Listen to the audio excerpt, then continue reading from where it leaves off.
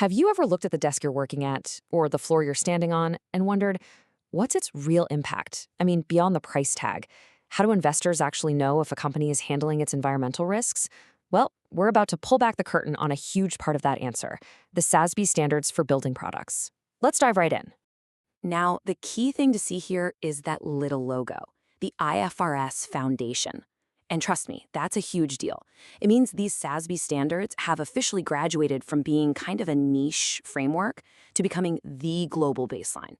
This is the new universal language that companies are using to talk about sustainability in a way that connects directly to their bottom line. So here's our game plan. We're going to start with a big picture. What even are these standards? Then we'll zoom right into the building products industry, focus on a really critical risk, chemicals. And I'm even going to walk you through, step by step, a key calculation.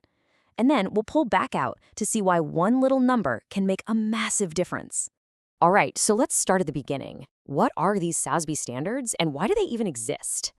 You know, this is probably the easiest way to think about it. SASB is basically for sustainability what financial accounting rules are for, well, finance.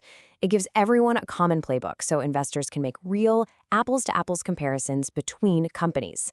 It's all about measuring the stuff that might not show up on a traditional balance sheet but can absolutely affect a company's value. And here's the crucial part. This is not a one-size-fits-all deal. Nope. There are 77 industry-specific standards.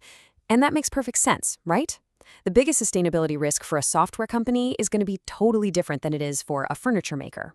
SASB cuts through the noise and focuses on what's financially material for each sector. Okay, so now let's narrow our focus and zoom in on just one of those 77 industries, building products and furnishings. We're talking about the materials that literally build our indoor world, the flooring, the paint, the desk, the chair. You get the idea. This standard asks companies to report on a few key topics. You can see them here. But we're going to zero in on that one I've highlighted, the management of chemicals in products. Why that one? Because it's this perfect intersection of human health, regulatory risk, and brand reputation, all things that investors care a lot about. So yeah, why are we drilling down on chemicals? Well, for any company making this stuff we put in our homes, our offices, and our schools, the chemical makeup of those products is a massive area of risk. It touches everything.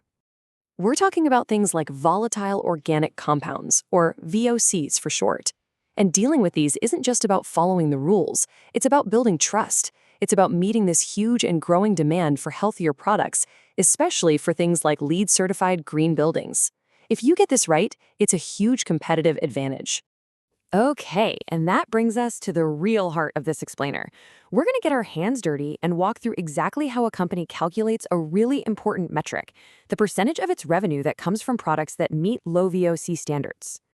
It's one thing to say you're managing chemicals, right? But how do you prove it? How do you actually measure it in a way that's consistent and comparable? Let's break down the exact formula. Okay, first, we have to define our terms.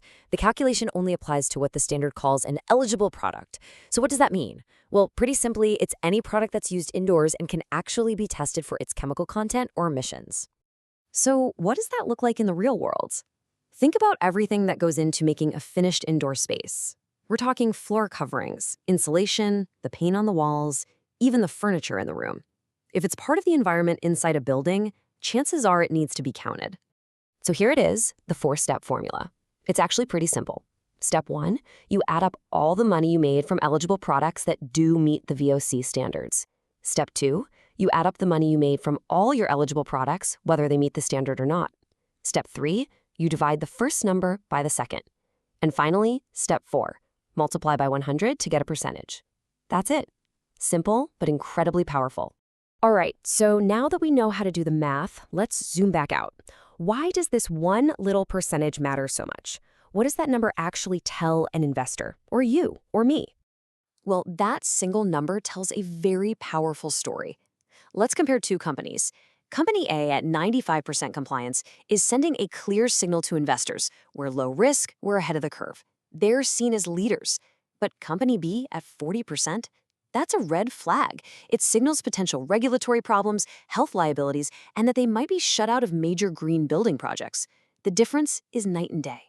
So you see, this is so much more than an accounting exercise.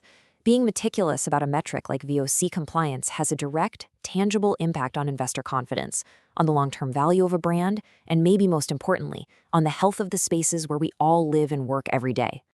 And that kind of leaves us with one final thought. At the end of the day, standards like SASB are designed to give us the hard data to answer a really simple, really human question. If the walls around you could talk, what would they say about the air you're breathing? Thanks to clear metrics, we're getting a lot closer to finding out.